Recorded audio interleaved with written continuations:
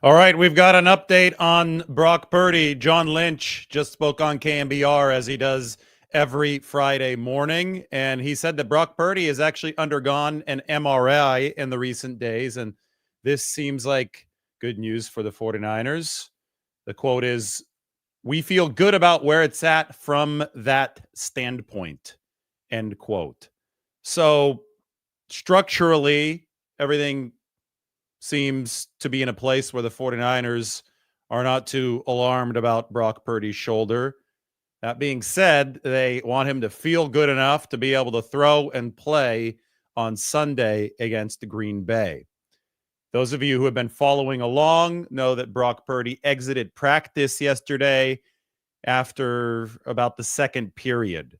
John Lynch on KMBR just said that that was actually pre-planned. He went in to do rehab. So what we saw on Wednesday was Brock Purdy at practice throughout the duration of time that the media window lasted, the first period to the fourth period, but he did not throw the football. He was doing some footwork drills, the quarterbacks to his left and to his right. So that was Brandon Allen and Josh Dobbs and Tanner Mordecai would all do the footwork drill, then throw the football, but Brock Purdy wouldn't throw. He would do everything except for throw on Wednesday. So 0 throws on Wednesday. Yesterday, we did see Brock Purdy throw, as I reported, but only in the very start of the warm-up period. And then he left the field. John Lynch just explained that that was pre-planned. Kyle Shanahan, yesterday when he was on KMBR, did not divulge that one way or the other, but Lynch said that there has been a gradual ramp-up plan this week for Brock Purdy with no throwing on Wednesday and then some throwing yesterday.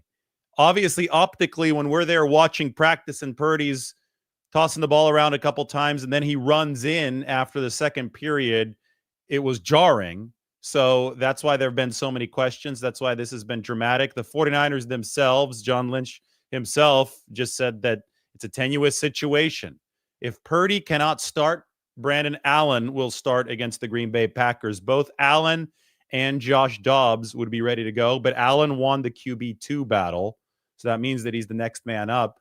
Dobbs would be ready to play as well against the Green Bay Packers instead of just being the third emergency quarterback for the 49ers. In the event that Brock Purdy wouldn't be available to go, well, I think you would have to gauge how unavailable, right? If he'd be completely unavailable, no circumstance, can't play on Sunday, then Tanner Mordecai might be the 49ers emergency quarterback. But it is also theoretically possible that if Brock Purdy is not healthy enough to start, he becomes the third emergency QB for the 49ers. I don't know how they would cross that bridge. They probably have only had preliminary contingency discussions about that. I think the entire focus right now is on trying to get Brock Purdy ready to go for Sunday. He's going to come in today. They're going to have the very light practice today. I would believe the 49ers fly today. They usually do for games in the Central or Eastern time zone, so they're not flying the day before the game. Obviously, see how the injury, which we don't know exactly what it is. Lynch said that the 49ers are happy with the MRI results. We know that it's shoulder soreness. Lynch said that it happened at some point during the game against the Seattle Seahawks.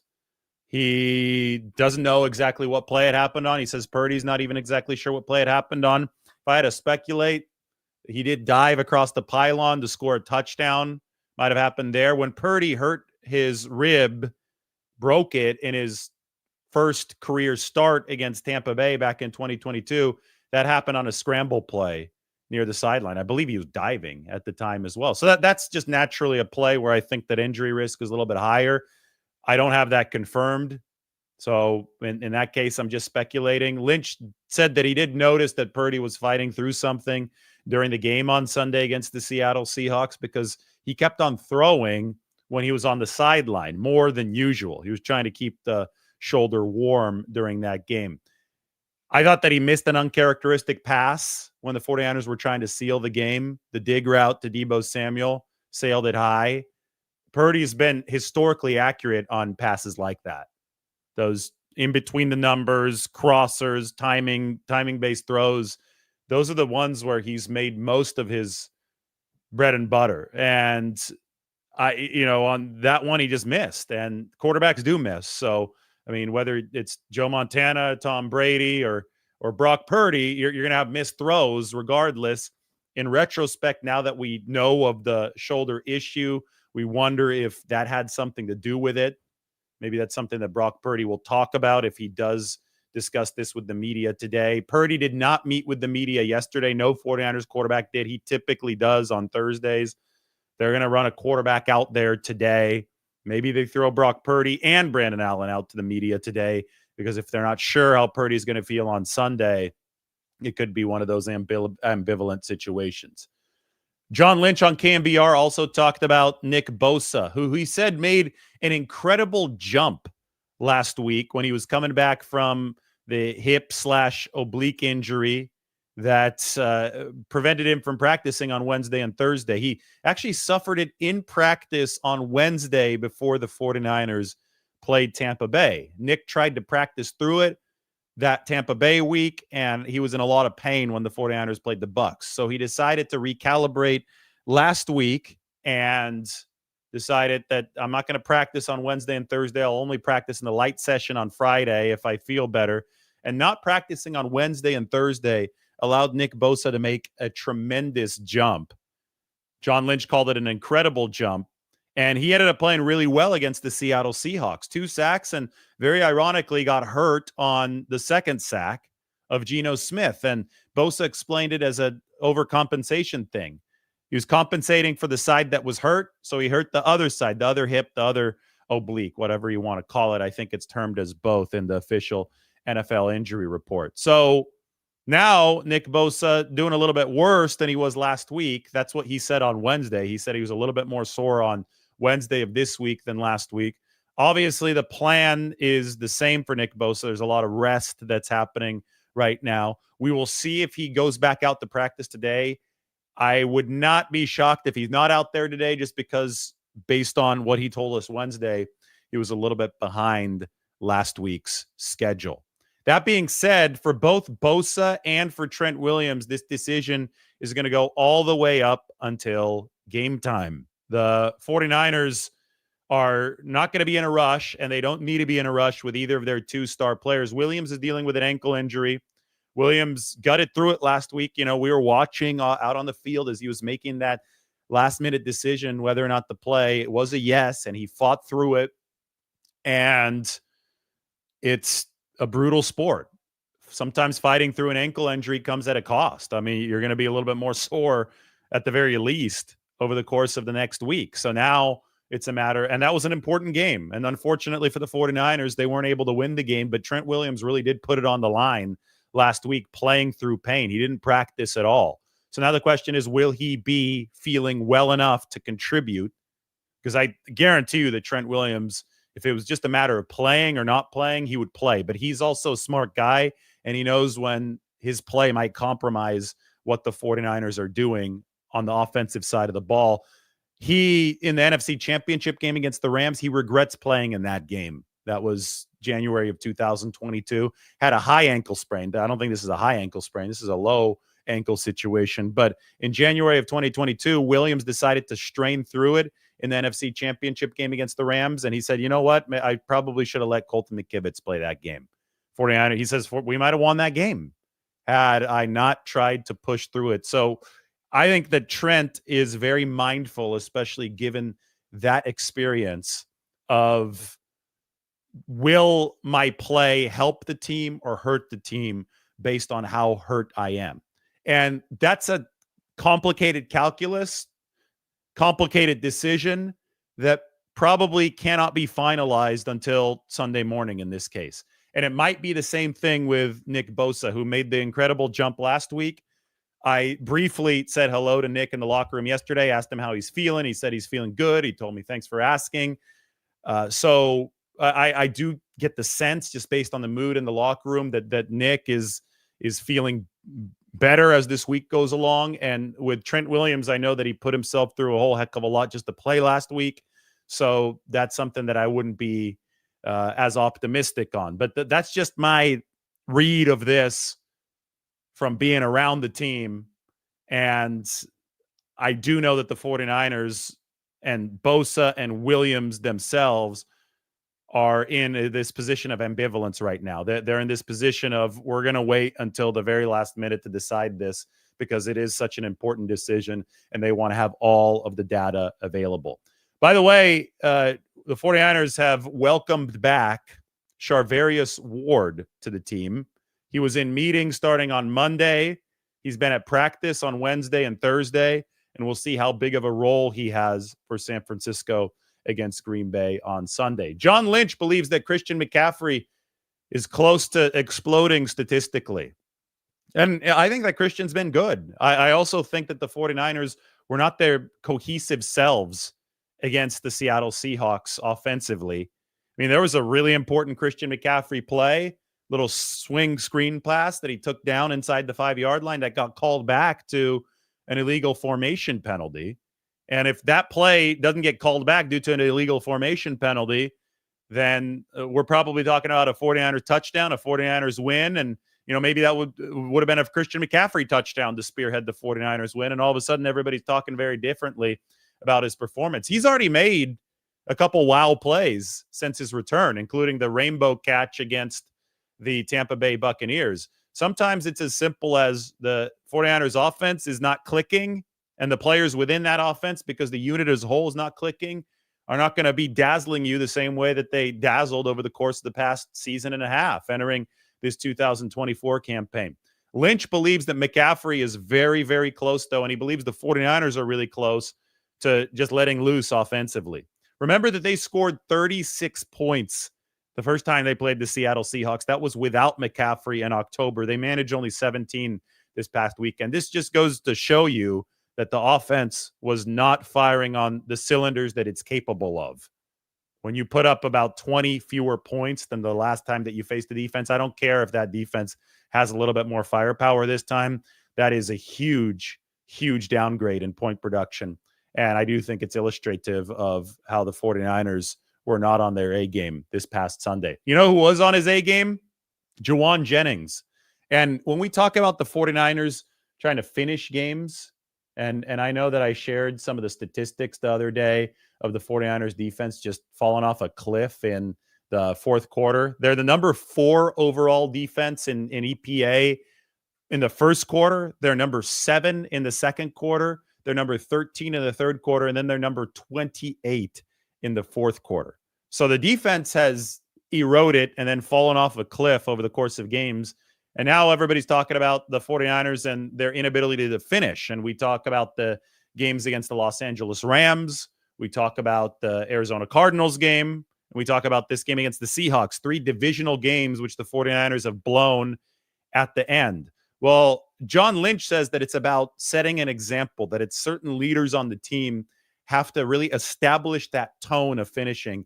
And he says that Jawan Jennings is a prime example of that. The way that he dragged 4 defenders across the first down line against the Seattle Seahawks. He's saying that that's something that needs to rub off on the rest of the 49ers team, especially on the defense. Now, there's an extenuating circumstance for the defense, right? They lost Nick Bosa last week fairly early in the third quarter.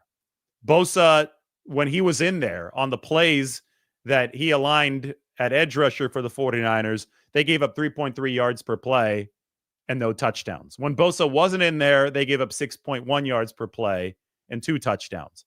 So personnel is a huge part of finishing.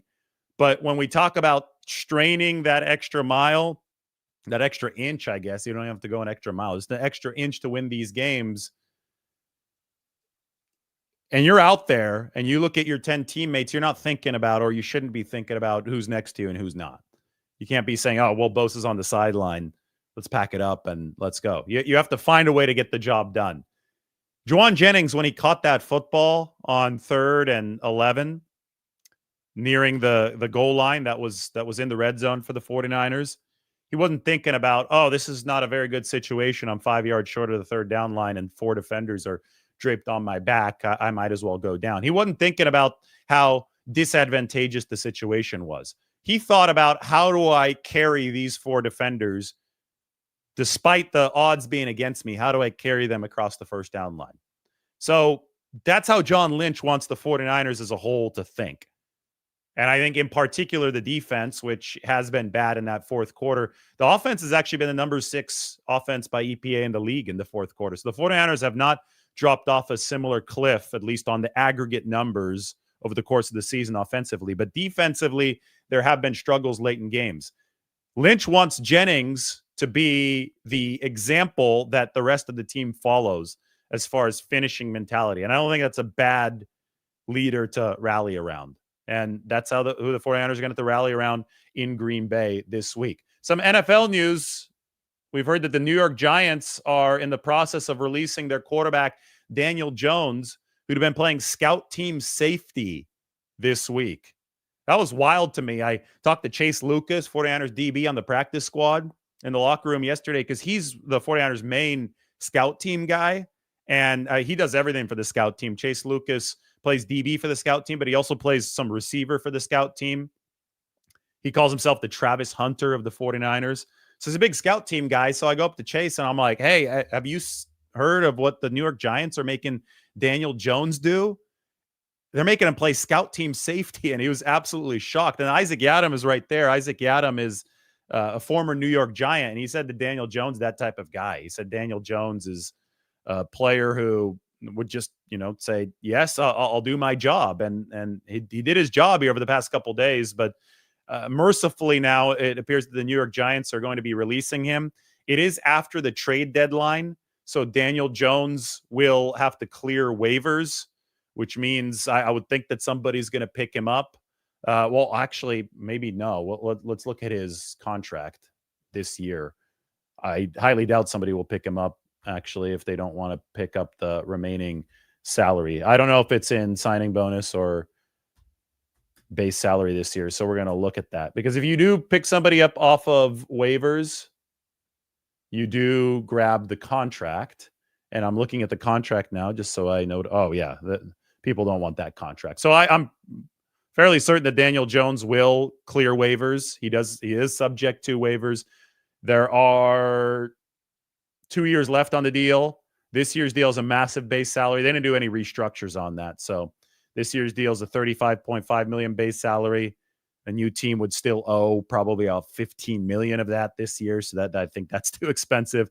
And next year's not guaranteed. 2026 is not guaranteed, but it's $30 million and $46.5 million.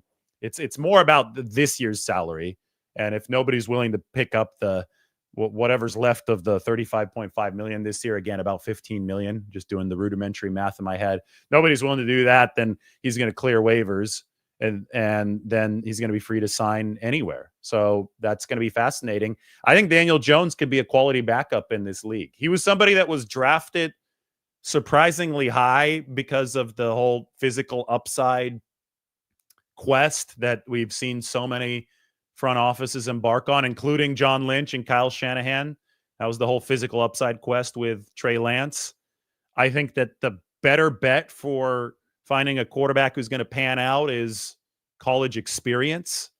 Don't go for these. You want 4 years of college experience if you could find it. San Francisco was able to get that with Brock Purdy, but they still waited until pick 262 to get him. But I think now that Purdy has succeeded for the 49ers, I think a lot of teams are going to try that formula. They're going to look for guys with as much experience as possible, and they're going to value that over some of this athletic upside because there's so much volatility that goes with, okay, he's 6'5" and he could run and he's got a big arm, but it's about playing the quarterback position. That being said, everything that I heard about Daniel Jones, including what I heard yesterday from one of his former teammates in the 49ers locker room about, he's just a yes, sir type of guy, a guy that will go out there and execute what's needed of him to execute it, whether it be the scout team safety position at practice or whatever. I think that's going to be a good guy to have on your football team. So somebody will pick Daniel Jones up. It's not his fault that the New York Giants grossly overpaid him in the fashion that they did without the track record to speak for. These teams have fallen in love with athletic projections to the point where they double down on them when they already have the player in the building and they already should know that the sample of data is not big enough for that type of commitment, but they do it anyway. It's what bad franchises do. Good franchises can make a mistake, but then they move off of the mistake. I think we've seen it with the 49ers where, yeah, they made the mistake. They, poured so much into Trey Lance. They took the swing.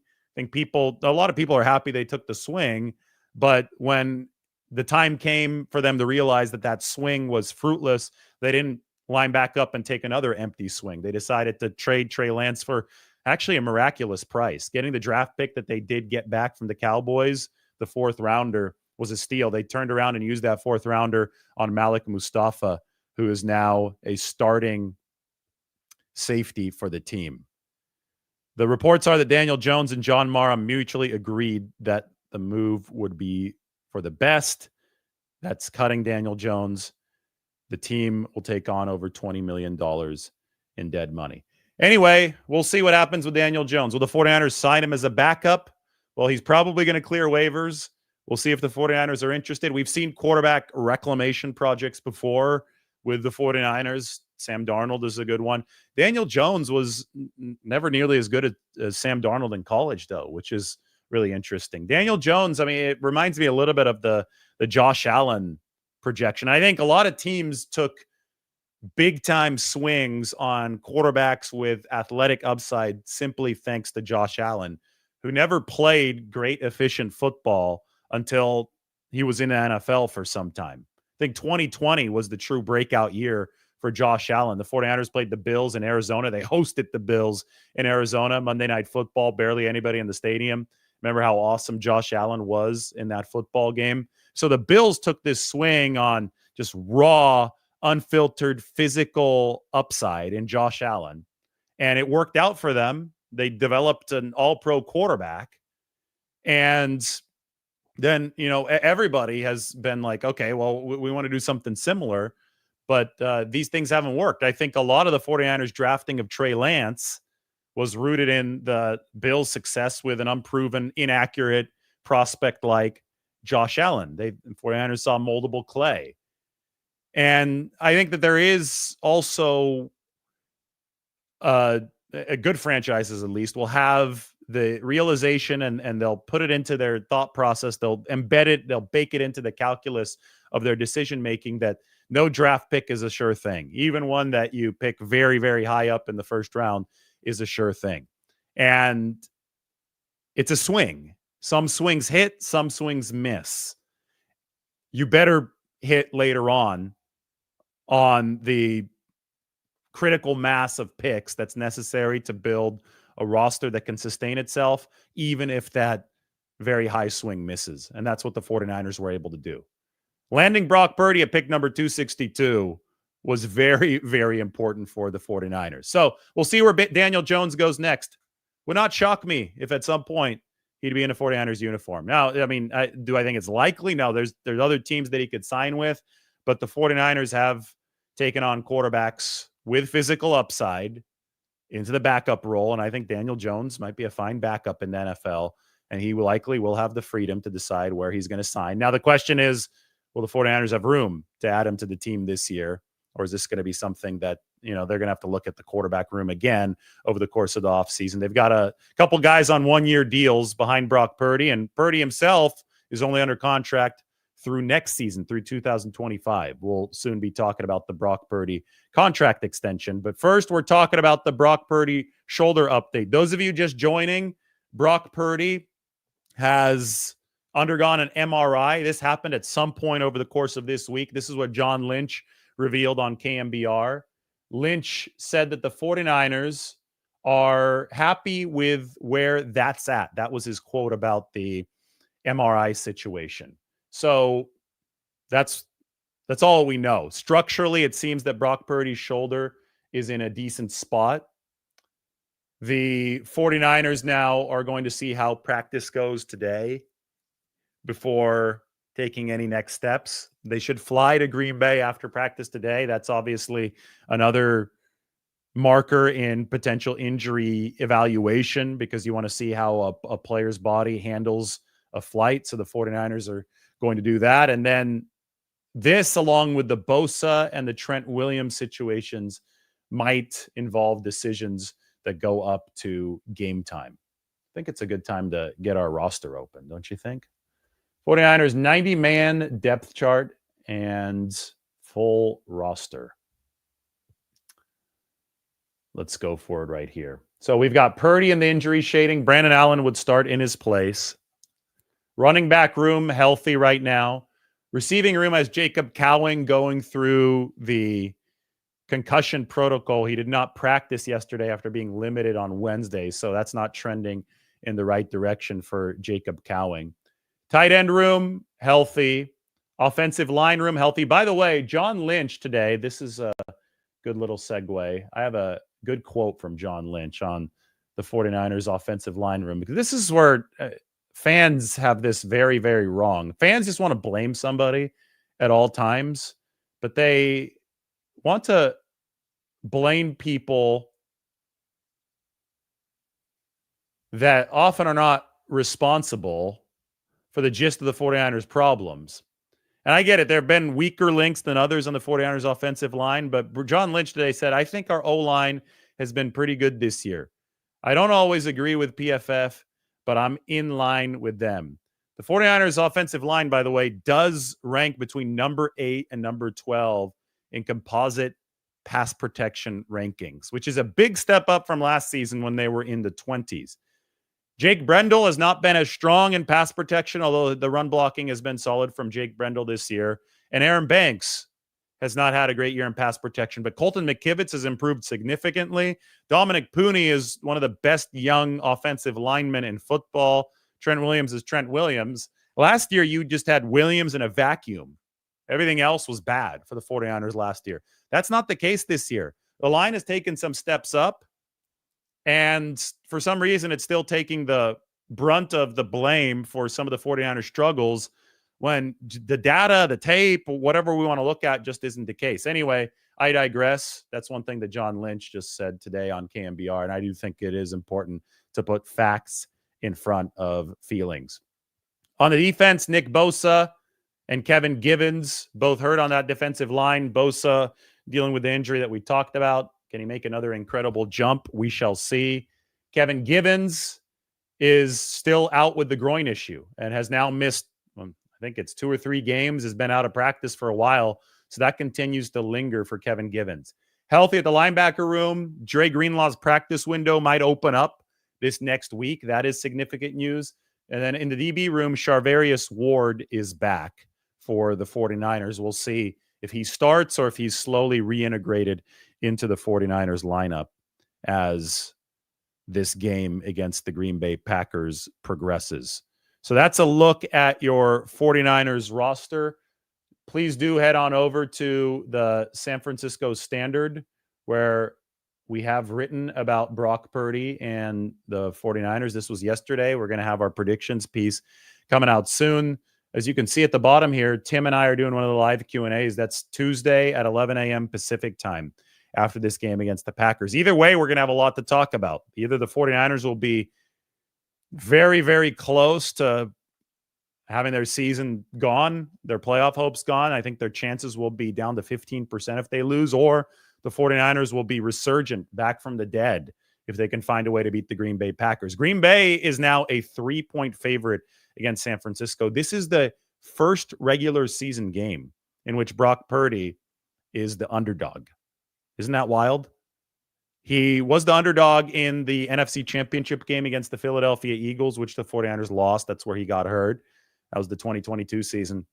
But other than that, Purdy's been a favorite through and through for the 49ers, which I think is amazing. Everybody's saying, well, the 49ers play better when they're underdogs.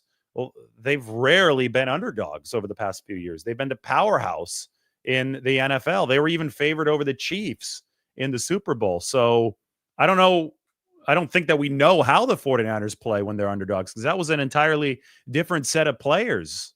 You know, with a couple exceptions, guys like George Kittle, Trent Williams were still around last time they were underdogs a little bit more often. I would say probably the 2021 season, maybe early 2022. The 49ers were underdogs a little bit more often, but I do think that people need to pump the brakes with the underdogs talk, because you just don't know how the 49ers do respond in this type of role. I do know that under Kyle Shanahan, they have been very good with their backs up against the wall. And I would say that their backs are up against the wall as they face the Green Bay Packers coming up on Sunday.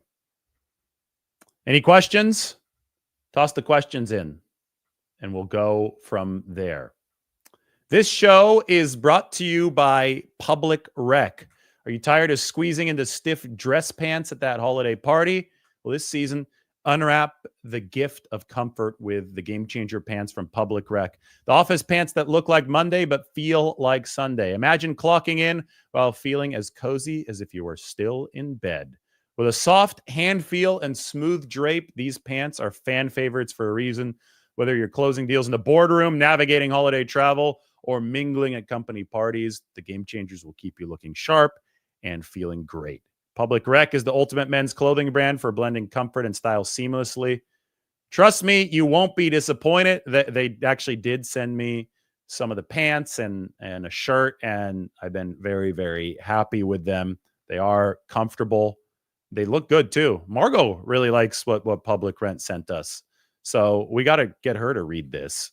I think that would be more effective. If your wife is happy with it, then it probably does look good. So stop suffering in regular pants and give the gift of comfort this holiday season.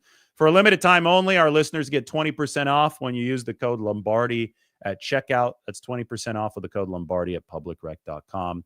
After you purchase, they'll ask you where you heard about them. Please support our show and tell them we sent you. Give yourself or someone you love the gift of comfort this holiday. Public Rec, code Lombardi. All right, that's your 49ers update. How about a 49ers Q&A right now? I'm ready for a couple questions. Mike, 20% off. Wow. Hey, in this economy, 20% off, that can tip the scales. That can push some people that way. So why not? No, Bosa is not out for sure on Sunday. We got people asking. We're not going to know about Bosa. We're not going to know about Trent Williams until Sunday. We might not know about Brock Purdy until Sunday, although we should know a little bit more at practice today when I head down there.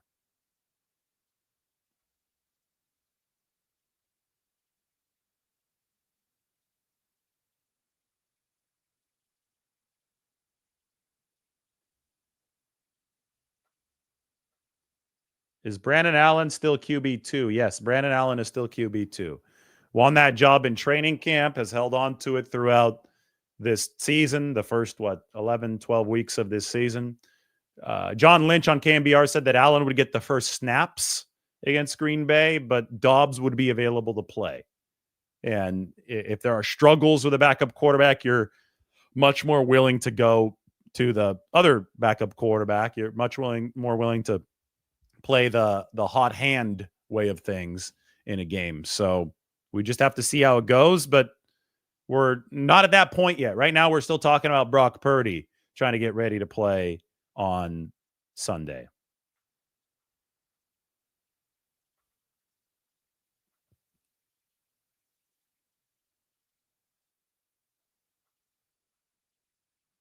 How's the weather in Green Bay this weekend? Weather looks good. Weather looks high of 44 on Sunday, nighttime low of 35. So not even quite freezing. It will start freezing on Monday.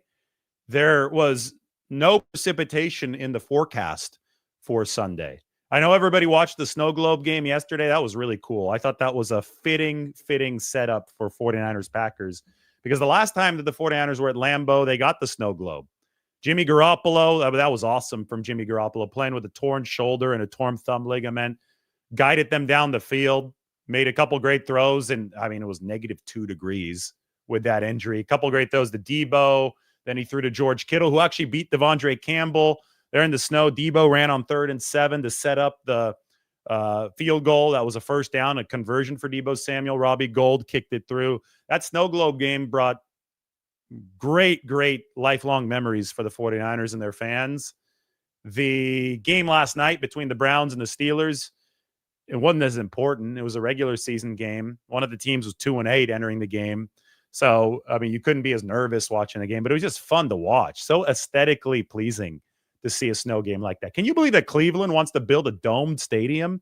Stop that. I mean, you're Cleveland. Take advantage of that the lake effect win. Like that's what Cleveland's about, right? It's about these gritty conditions right on the lake. It makes it hard for teams like the Steelers to go in there and win. I think that Cleveland has won 5 of the last 6 against Pittsburgh at home. They'd just be eliminating that home field advantage if they moved inside. Anyway, that was cool to see yesterday. It started out with no snow. It finished with a lot of snow, and the Browns ended up getting the win. Reminded me of the last time the 49ers went into Green Bay to get the job done. And that was just a hell of a performance. I mean, you talk about throwing stats out the window. They were underdogs. They had to scrap and claw their way. Garoppolo outplayed Aaron Rodgers. Aaron Rodgers couldn't move the ball at all in crunch time of that game. He moved the ball a little bit in the first half, but then it was nothing. Fred Warner's punch out, Mercedes Lewis, right? I think it was against Mercedes Lewis, was a massive, massive momentum changer in that football game. But the 49ers were straining. They managed the game. It's all you can do in that kind of weather. And finally, Talanoa Hufanga off the Jordan Willis block tied the game. And then that winning drive to set up the Robbie Gould field goal, that was one for the ages. Unfortunately for the 49ers, that 2021 season was such a battle with injury attrition that they ran out of gas against the Rams next week. I mean, you had Garoppolo playing with the shoulder tear, which would require surgery, which kept him with the 49ers because nobody wanted to trade for him. And he was dealing with the thumb ligament. You had other guys that were just worn down. You went from playing in -5-degree weather to having to play an NFC championship game. The Rams got to play in Tampa Bay, which was a lot easier on their bodies. It actually isn't surprising to me that the 49ers ran out of gas against the Rams that next week, but it was still a season filled with awesome memories for the 49ers as that happened. Really, really good memories in Green Bay for San Francisco. All right, everybody, thanks for watching. Good times. We will see you soon. That's your Brock Purdy injury update and the 49ers Q&A. 49ers happy with the MRI results. That happened at some point over the past few days, according to John Lynch on KMBR, and I'll have more from practice in a bit.